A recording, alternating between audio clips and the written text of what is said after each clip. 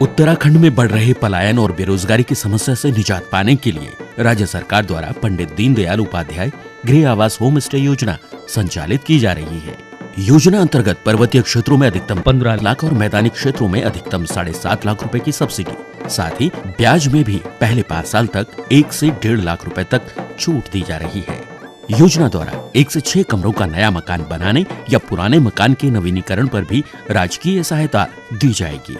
Home stay में registration कराने के बाद आप अपने घर को होम स्टे की तरह भी चला सकते हैं।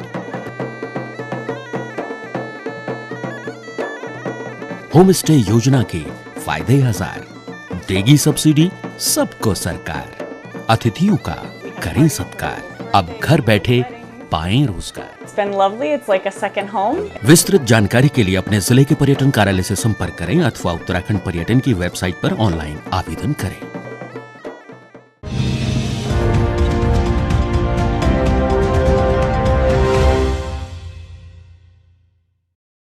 नमस्कार, देवभूमि समाचारों में आप सभी का स्वागत है। मैं हूं आपके साथ रक्षंदा खान। आगे आप मेरे साथ देखेंगे उत्तराखंड की तमाम छोटी बड़ी खबरें विस्तार से, लेकिन सबसे पहले एक नजर हेडलाइंस पर। कांग्रेस के उत्तराखंडियत बचाओ अभियान की आज से शुरुआत। हल्द्वानी में जुटे दिग्गज लोक गायिका माया उपाध्याय भी होंगी शामिल।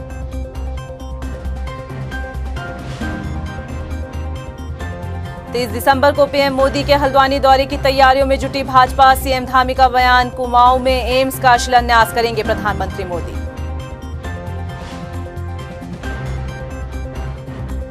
हरदा के बयान से फिर गरमाई सियासत, कहा आने वाले दिनों में भाजपा को लगेंगे कई झटके, जनता पर अब नहीं चलेगा बीजेपी का जादू।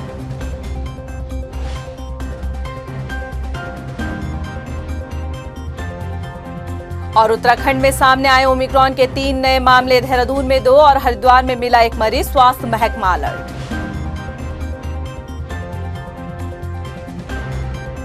हेडलाइंस के बाद बुलेटिन में खबरें विस्तार से। और आज सबसे पहले बात करते हैं कांग्रेस के उत्तराखंडियत अभियान की। आज से कांग्रेस उत्तराखंडियत बचाओ अभियान की शुरुआत कर रही है। हल्द्वानी से अभियान की शुरुआत होगी, जिसमें पूर्व मुख्यमंत्री हरीश रावत के साथ लोक गायिका माया उपाध्याय भी शामिल होंगी। बता दें, कांग्रेस ये कार्यक्रम पूरे प्रदेश में करने जा रही है, जिसमें कांग्रेस जनता को उत्तराखंड की भाषा, संस्कृति, खान पान के साथ ही परिधान को लेकर जागरूक करेगी।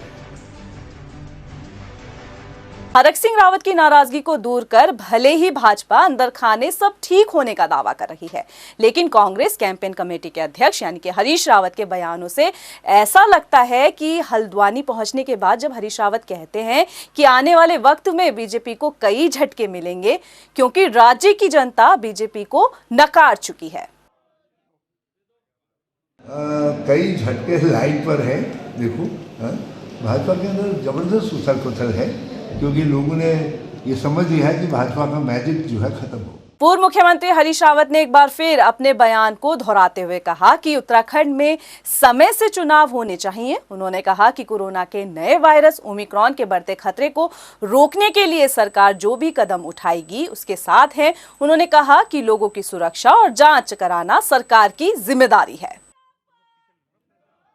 कोविड का प्रसार न हो, लोगों की सुरक्षा रहे, उसके लिए सरकार जो भी कदम उठाएगी हम साथ देंगे। सिर्फ इलेक्शन समय पर होने चाहिए। उत्तराखंड में करीब आते विधानसभा चुनाव और बढ़ते ओमिक्रॉन के मसले पर धामी सरकार एक्शन मोड पर नजर आ रही है। बढ़ते कोरोना के मसले और ओमिक्रॉन की दस्तक के बाद राज्य में नाइट कर्फ्यू लगाने की भी तैयारी हो रही है। प्रशासन और स्वास्थ्य विभाग की क्या कुछ तैयारी है, चलिए आपको अपनी इस रिपोर्ट में दिखाते हैं। एक तरफ उत्तराखंड में कांग्रेस में मचे सियासी घमासान के बीच चुनावी दलों के आरोप प्रत्यारोप देखने को मिल रहे हैं, तो वहीं दूसरी तरफ चुनावी रैलियों और जनसभाओं का दौर भी अपने चरम पर है। इस बीच उत्तराखंड में पैर पसार चुके कोरोना के नए वेरिएंट ओमिक्रॉन के बढ़ते खतरे को लेकर धामी सरकार सख्त नजर आ रही है। ओमिक्रॉन के खतरे को लेकर नाइट कर्फ्यू पर सरकार विचार कर रही है, तो मुख्य सचिव SS संधू शासन और विभागीय अधिकारियों को व्यवस्थाएं पुख्ता करने के निर्देश दे चुके हैं। उन्होंने ये भी साफ कर दिया है कि व्यवस्थाओं में किसी तरह की लापरवाही या कमी को बर्दाश्त नहीं किया जाएगा। इसके साथ ही स्वास्थ्य विभाग भी व्यवस्थाओं और सुविधाओं को लेकर अस्पतालों में बेहतर इंतजाम होने का दावा कर रहा है। डीजी हेल्थ का कहना है कि विभागीय तौर पर कोरोना के नए वेरिएंट के खतरे को लेकर तैयारियां पूरी होने के साथ कोरोना टेस्टिंग बढ़ाने के भी निर्देश दिए जा चुके हैं। से पूरी तैयारी है। हम मेरी ऑक्सीजन सपोर्टेड बेड की बात करें या हम आईसीयू की बात करें या हमारे डॉक्टर्स की ट्रेनिंग की बात करें या हमारे पीसीए प्लांट की फंक्शनैलिटी की बात करें, तो ये सब हमारी चल रही है और हमारी बीच बीच में हमारी अपनी इंटरनल मीटिंग्स भी होती हैं, हमारे सचिव सर भी लेते हैं, हमारे लेवल से सीएमओस की भी होती है। तो सारे लोग हम एक दूसरे के कम्युनिकेट करते हैं एक दूसरे को, और एक दूसरे को यही हमारा बार बार यही इंस्ट्रक्शन जाते हैं।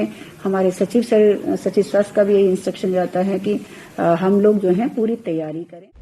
कोरोना के नए वेरिएंट ओमिक्रॉन के बढ़ रहे संक्रमण के बीच सरकारी मशीनरी भी नए खतरे को थामने के लिए एक्शन मोड पर आ चुके हैं। वहीं क्रिसमस और नए साल पर सैलानियों के स्वागत में सुरक्षा भी प्रशासन के लिए बड़ी चुनौती इसलिए भी है क्योंकि इस वक्त में प्रशासन और सरकार ने सख्ती नहीं दिखाई तो कहीं ये अनदेखी उत्तराखंड के लिए भारी न पड़ जाए। टाइम टीवी के लिए देहरादून से हिमांशु चौहान की रिपोर्ट। हल्द्वानी में पिछले 117 दिनों से अपनी मांगों को लेकर धरना दे रहे एचपी कर्मचारियों ने तिकोनिया चौराहे पर पकौड़े तलकर और चाय बनाकर राज्य सरकार के खिलाफ प्रदर्शन किया। साथ ही युवाओं ने आलू प्याज भी भेजे। एचपी कर्मचारियों का कहना है कि पिछले 117 दिनों से 185 कर्मचारी लेबर कमिश्नर के ऑफिस से अपनी मांगों को लेकर प्रदर्शन कर रहे हैं, लेकिन उनकी मांगों पर कोई भी कार्यवाही नहीं की जा रही है। वहीं कर्मचारियों का कहना है कि 30 दिसंबर को प्रधानमंत्री नरेंद्र मोदी की रैली में वह अपनी मांग को लेकर प्रधानमंत्री नरेंद्र मोदी से मुलाकात करेंगे। अगर उनसे मुलाकात नहीं हुई तो वो इस कार्यक्रम का बहिष्कार भी करेंगे। आप देख रहे हैं यहाँ पर सारे बेरोजगार इकट्ठा हैं और हम लोग पकौड़ी यहाँ तल रहे हैं, चाय बना के चाय बेच रहे हैं। ये हमारा रोजगार हो गया है और प्रधानमंत्री जी का यहाँ आगमन है 30 तारीख को, और हमने शासन प्रशासन में पहले भी अवगत करा दिया है कॉन्फ्रेंस करके कि हम उनसे अपनी गुहार लगाएंगे और हमें आशा है कि ये शासन, ये प्रशासन हमारे और मीडिया कर्मी सब हमारा इसमें सहयोग करेंगे। अगर हमें रोका गया तो विरोध भी होगा। ददरपुर में कैबिनेट मंत्री अरविंद पांडे ने प्राथमिक स्कूल में छात्रावास का शुभारंभ किया। इस छात्रावास में 200 बेड की व्यवस्था है। इसके साथ ही बच्चियों के लिए यहाँ पर सभी तरह की सुविधा मुहैया हुई है। मैं विद्यालय शिक्षा के सभी अधिकारियों को मैं धन्यवाद दूंगा ताकि समग्र शिक्षा अभियान के तहत गरीब बच्चों को निःशुल्क आवासीय विद्यालय की सुविधा दी है। मैं इसके लिए अपने समग्र शिक्षा अभियान और सेंटर के हमारे शिक्षा मंत्री धर्मेंद्र प्रधान जी का मैं धन्यवाद दूंगा ताकि उन्होंने हमारी इस आग्रह को स्वीकार किया और इसे पिछड़े हुए क्षेत्र में एक आवासीय विद्यालय दिया है। उत्तराखंड में पुलिस ग्रेड पे 4600 रुपए करने का मामला एक बार फिर से गूंजने लगा है। देहरादून में पुलिस परिजनों ने सचिवालय कूच किया। इस दौरान प्रदर्शन कर रहे पुलिस परिजनों के साथ ही पुलिस की तीखी नोकझोंक भी होती दिखी। हालात ऐसे बने कि धक्का मुक्की के बीच प्रदर्शनकारियों ने जबरन प्रदर्शन स्थल से उठकर गिरफ्तार भी करने की नौबत आई। दरअसल सीएम धामी ने पुलिस ग्रेड पे 4600 रुपए करने की घोषणा तो कर दी, लेकिन अभी तक शासनादेश जारी नहीं हुआ।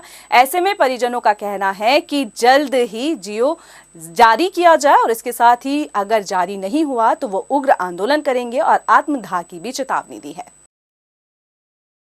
हमारी ये मांग है कि जो एक साल से हमारा 4600 ग्रेड पे के लिए लड़ाई लड़ रहे हैं हमें, और 21 नवंबर को माननीय मुख्यमंत्री ने घोषणा करी थी कि 4600 ग्रेड पे पास हो गए, लेकिन उसका जीओ अभी तक पास नहीं हुआ है। खाली घोषणाएं करी है इन्होंने। हम आप पत्रकार बंधुओं के माध्यम से हम माननीय मुख्यमंत्री को और माननीय हम अपनी डीजी साहब को कहना चाह रहे हैं कि अगर आज आखिरी कैबिनेट है, अगर आज हमारी जीओ पास नहीं होगा तो हम आत्मदाह भी करेंगे और हड़ताल पे बैठेंगे। कोरोना के बढ़ते खतरे को देखते हुए जहां एक तरफ प्रशासन सख्ती बरतने के दावे कर रहा है तो वहीं उत्तराखंड के नारसन बॉर्डर पर प्रशासन की लापरवाही देखने को मिल रही है, जहां भारी राज्यों से आने वाले लोगों की ना कोई कोविड जांच हो रही है और ना ही आरटीपीसीआर रिपोर्ट देखी जा रही है। हालांकि मामला संज्ञान में आने पर एडीएम विजय नाथ शुक्ला ने कहा कि लापरवाही बरतने वालों पर कार्रवाई की जाएगी।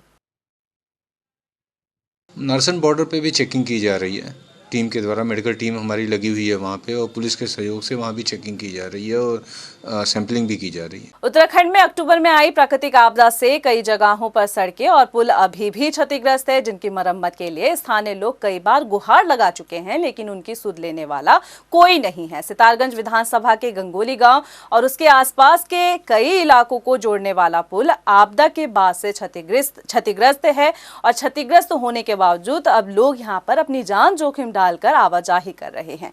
वहीं इस मामले पर संज्ञान लेते हुए उप जिलाधिकारी का कहना है कि जल्द ही इस पुल की मरम्मत का कार्य शुरू किया जाएगा।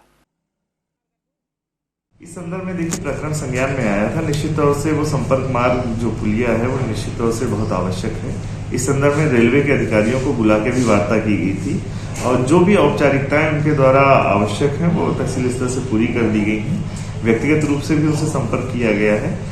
उनके द्वारा रेलवे के द्वारा इसमें विभागीय कार्रवाई की जा रही है। निश्चित तौर से यथाशीघ्र इसमें कुछ न कुछ निदान निकलेगा और पुनः इसमें प्रयास कर लिया जा रहा है। देहरादून के बड़ोवाला स्थित फार्म हाउस में 23 दिसंबर को 7 बदमाशों ने तोड़फोड़ और मारपीट कर फार्म हाउस पर अवैध कब्जा करने की कोशिश की। ये पूरा मामला सीसीटीवी कैमरे में कैद हो गया। फार्म हाउस के केयरटेकर ने थाना सेलाकुई में 7 लोगों के खिलाफ मुकदमा दर्ज कराया, लेकिन मुकदमा दर्ज करने के बाद भी अभी तक पुलिस की तरफ से कोई कार्यवाही नहीं हुई है और ना ही आरोपियों की गिरफ्तारी की गई है। वहीं पीड़ित का कहना है कि ये लोग बदमाश किस्म के हैं और जान से मारने की धमकी दे रहे हैं। पीड़ित पक्ष ने पुलिस से आरोपियों को जल्द से जल्द गिरफ्तार करने की मांग की है। सर ये मैं यही चाहता हूँ, बस हमारी जान को बहुत ज्यादा खतरा है और सर बहुत ज्यादा दिक्कत है। भाई साहब हमारे जो है अभी बाहर जा रखे हैं और वो अभी सूचना मिल गई है सरों ने, वो 1-2 दिन में आ जाएंगे, तब देखते सर। और इनकी मैंने सेलाकुई थाने में इनका FIR करा रखी है और अभी भी कोई एक्शन नहीं हुआ। वैसे वहाँ SO साहब आए थे मेरे कोठी पर, वहाँ पे बहु वाला सारी वो उनकी सब सारी वीडियो सारी देख कर चले गए। पिछले 4 साल से देहरादून नगर निगम क्षेत्र में LED लाइट की मेंटेनेंस का काम देख रही संस्था 1 जनवरी से कार्य ठप करने की चेतावनी दे रही है। ये चेतावनी कंपनी का भुगतान न होने पर दी जा रही है। अगर समय रहते नगर निगम ने कोई ठोस कदम नहीं उठाया तो इस लापरवाही का खामियाजा आम जनता को भुगतना पड़ेगा। एक रिपोर्ट।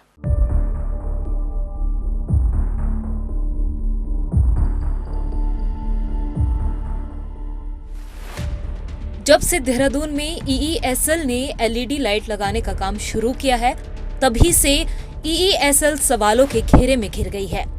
इसी को लेकर नगर निगम की तरफ से कई बार कंपनी को नोटिस भी भेजा जा चुका है और चेतावनी भी दी गई है। लेकिन अब EESL कंपनी का जिस आस्था इलेक्ट्रिकल कंपनी से लाइटों की मेंटेनेंस को लेकर टाइप किया हुआ था, उसके साथ भी भुगतान को लेकर तकरार शुरू हो गई है। आस्था इलेक्ट्रिकल के MD कमल मित्तल ने बताया कि उनकी कंपनी द्वारा LED लाइट का काम सुचारू रूप से किया जा रहा है, लेकिन उनके भुगतान में लगातार देरी हो रही है, जिसकी वजह से अब उनके सामने आर्थिक संकट खड़ा हो गया है, जिसे देखते हुए अब उन्होंने 1 जनवरी तक भुगतान न होने पर काम बंद करने की चेतावनी दी है। EESL से मीटिंगें भी की और उनको लिखित में भी अपने प्रार्थना पत्र दिए, परंतु उसके ऊपर कोई कार्रवाई नहीं की। अब हमने EESL को फाइनल नोटिस दे दिया है कि अगर हमारी राशि 1 जनवरी 2022 से पहले रिलीज नहीं की जाती, और इसकी सूचना हमने अग्रिम रूप से नगर निगम को भी दे दी है कि हम 1 जनवरी 2022 से स्ट्रीट लाइट के लगाने और उनकी देखभाल से संबंधित सारे कार्य बंद कर देंगे। वहीं नगर निगम के सहायक नगर आयुक्त ने बताया कि आस्था इलेक्ट्रिकल का एक शिकायती पत्र नगर निगम को मिला है, जिसके आधार पर अब नगर निगम ने EESL कंपनी को एक नोटिस भेजकर समय से भुगतान करने की भी बात कही है। इसके लिए EESL को एक पत्र प्रेषित कर दिया गया कि आस्था द्वारा हमें एक पत्र प्राप्त हुआ है, जिसमें उनके द्वारा भुगतान के संबंध में हमें बताया गया। तो हमने EESL को इस संबंध में सूचित कर दिया कि अगर भविष्य में इस तरह की कोई संभावना बनती है कि उनके द्वारा कार्य रोका जाता है, तो उसकी सारी जिम्मेदारी EESL की होगी और इसके लिए वो अपने संसाधनों के माध्यम से इस चीज को दुरुस्त कर ले। अब देखना यह होगा कि नगर निगम के नोटिस के बाद EESL कंपनी भुगतान करेगी या नहीं, और अगर नहीं किया तो क्या इसका खामियाजा जनता को भुगतना पड़ेगा। टाइम टीवी के लिए देहरादून से हिमांशु चौहान की रिपोर्ट।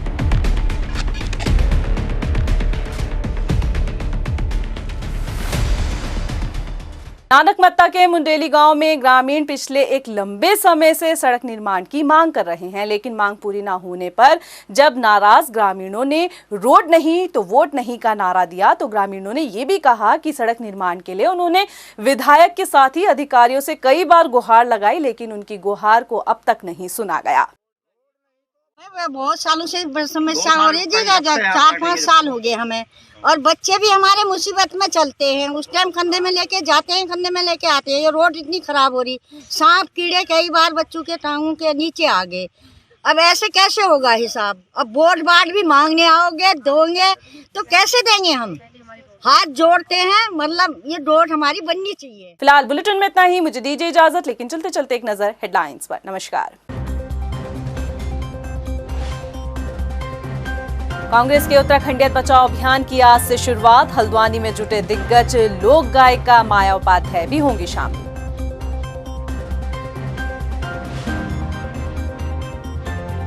दिसंबर को पीएम मोदी के हल्द्वानी दौरे की तैयारियों में जुटी भाजपा। सीएम धामी का बयान, कुमाऊं में एम्स का शिलान्यास करेंगे प्रधानमंत्री मोदी।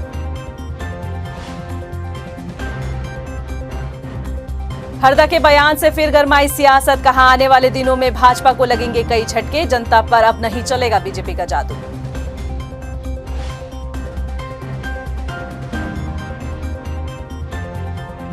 और उत्तराखंड में सामने आए ओमिक्रॉन के 3 नए मामले, देहरादून में 2 और हरिद्वार में मिला एक मरीज, स्वास्थ्य महकमा अलर्ट।